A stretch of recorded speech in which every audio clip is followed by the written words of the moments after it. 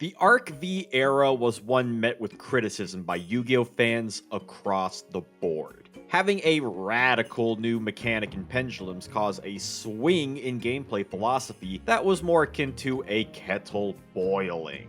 While the pressure was building up thanks to powerful pendulum playstyles with the likes of Cleafort, Pepe, Metal Foes, and the Cult of Dino Mist, a darker fog was lurking beneath.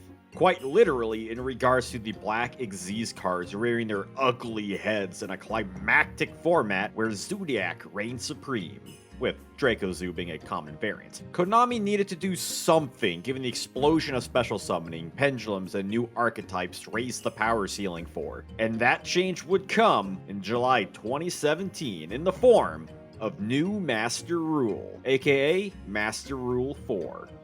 Last entry, I skipped two specific sets because the World Championship in August would not include anything in relation to the new rules or accompanying sets. Now that we're out of the Arc 5 meta, Arc 5, Arc V, we can finally jump fully into the new spin-off series, Yu-Gi-Oh! Varaines.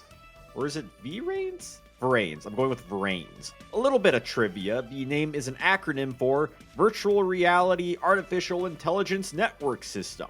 The more you know. Link Strike, released on July 21st, would be the first set to introduce the new monster type called Cybers. These are more digital beings compared to the robotic nature of machines, similar to how worms are to dragons, or Tron to Transformers? The pendulum zones are also now melted into the outermost spell trap zones, as opposed to being their own separate zones. This debuffs pens in that you're now limited in the amount of backer you can have while having scales up. Keep in mind that this does not change regular back row cards set in those far areas. Also added are the new extra monster zones, EMZ. This is where extra deck summons go to now. Duelists can use one of whichever zone is free, with the other belonging to the opponent, aside from extra linking that we'll cover when it becomes relevant. These zones severely limit extra deck plays to a single monster, face-up pendulums included, with a new mechanic expanding summons further. Speaking of, hence the name, the starter deck would introduce the brand new Link mechanic. These are dark blue cards, kinda like Rituals, that go in your 15 card extra deck. Makes me wonder if Rituals did go in the extra deck, what color these would be. Still dark blue? Maybe red?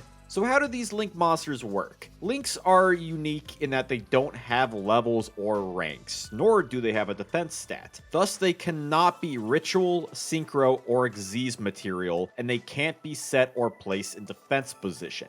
What makes them truly different are their Link rating and arrows. The Link rating typically indicates a Link's strength, as that's the number they need to be summoned, in conjunction to their Link material requirement. For a Link 1, like Link Spider, you need one normal monster to be used for the summon to occur. It's like a tribute, kind of. A Link 2, like Honeybot, you need 2 Cyberse monsters. Decode Talker, a Link 3, needs 2 plus effect monsters, so you can use 3 effect monsters, or use 1 effect mon plus a Link 2 effect mon. Due to these specifics, you cannot use, say, a Link 3 for another Link 3.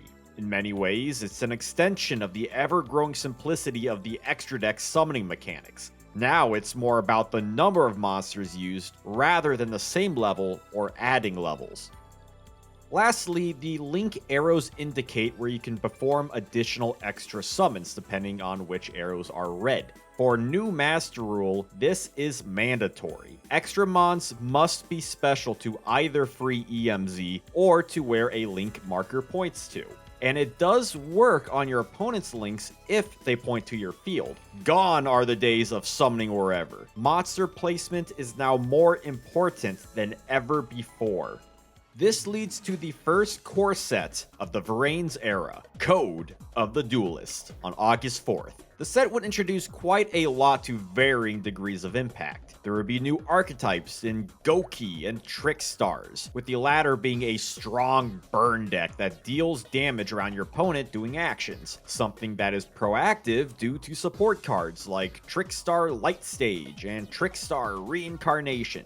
There'd also be the Twilight-Sworn sub-archetype that banishes Lightsworns instead of milling, a strategy that would see adoption in an upcoming YCS. When it comes to the metagame, aside from some duelists trying out Heavy Storm Duster, all eyes were on this first wave of new links. Gaia Saber would be a strong, generic Link 3. Firewall Dragon would be a menace in the near future, so we'll wait a bit before we cover that one. And Mrs. Radiant would be a retrain of the attribute booster Milas Radiant way back in Metal Raiders. Remember that set? I do. Oh, I do. I really do. This Link 2 only needs 2 Earth monsters, gives all Earths a buff, and upon this card's destruction, it recurs an Earth. The fact that the first of this series Konami would release is the Earth-related one was by no mistake. For as general the Link monsters have been, having one that synergizes with the reigning top deck was quickly noticed by duelists. And quickly would be right, as the new YCS season would start on August 27th with the new prize card, Diablosis, the Mind Hacker. Starting with YCS Toronto, the anchor of this format, Zoo was still the big dog. Or big dragon? Big bull? It's a little bit of everything big. Pure Zoo, Draco Zoo, and True Draco were all at the summit, and it turns out duelists just kind of ignored MR4. The thing is, Zoos don't need more than one EMZ since their summons are overlaid onto one another. If you need more space, then Mrs. Radiant is all you need for extensions. It wasn't by happy accident that the Earth booster was the one chosen and not, say, a Water booster. Or dropping all of them at once for that matter, a play that would have been perceived better by the masses. Otherwise, first place Crystal Box build wasn't anything different from what we've seen before, despite decks like True King Dino, Trickstar, and Lightsworn giving it their best shot. On that same day, YCS Rimini took place. The event was won by Andreas Vrelos, piloting Pure Zoo with another Singleton Radiant. It was the same deal as Toronto, Zoo and Draco running around with little representation otherwise. Zoos were not going anywhere, and the narrowing of variations was clear. While Konami gave the new mechanic a better attempt than how Pendulums, or even Xyz started, depending on how you looked at it, either Konami didn't give players any reason to abandon the already incredible top decks, or they actively promoted playing them further despite a total game changer in MR4. And if you're enjoying this video and want to support the channel beyond liking and subscribing, which you should have already done, then join the Janjo Patreon for early access to videos, exclusive content, and to help out the channel in general. Or else Drew McIntyre will give you a Claymore kick. Then, on September 18th, a new list would drop. This September 2017 list would be the one many were awaiting. Zodiac was hit hard with Emerald, Broadbull, and Trident all getting banned, with Ratpier getting limited. Dracos were hit roughly as well, with Dynamite getting banned, and Ignis alongside True King's Return getting limited too. Considering True King Dinos won Worlds and were still a solid lower tier option, they got hit by means of Denglong and Disasters banning and Miscellaneous Saurus's limitation, on top of other needed limitations like Dark Hole and Kaiju Slumber. Also, Grand Soil getting banned due to a recent FDK deck that topped at YCS Toronto. Otherwise, there was a lot of relaxation on the list due to power creep and erratas. An absolutely reasonable list with an understanding of problematic top decks and obsolete cards. Some were wary of the semi-limitation of BLS since the card didn't receive an errata of any kind. But until that day came, the Warrior was now Envoy of the Semi-Limited. The September 2017 list proved one thing, and that was that Konami themselves were the real Zodiac killer.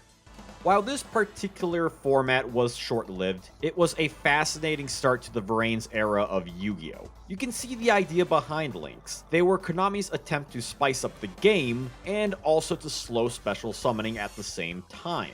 The concept was admirable on paper. In practice, however, it kneecapped most extra deck strategies. The gap between Zodiac and everything else was widened, as Zeus still had their speed, power, and link access via their overlay plays and Mrs. Radiant. A synchro deck didn't have such luck, needing to rely on subpar link monsters as stepping stones. Had Konami released all attribute booster links, we may not have had this exact problem. It was a forced issue all in the name of nerfing pendulums, but at what cost? Purely as a mechanic, there's a lot to enjoy about links. Its simplicity opened up more possibilities for ED plays, and the EMZ alongside link markers gave way for more dynamism of the field than ever before.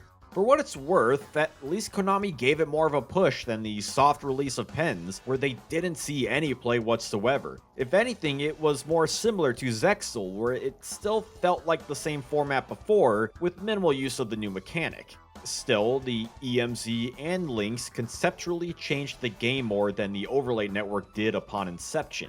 Whether or not you think that was a good change is up to you. At the very least, it was something new for duels to try and learn out.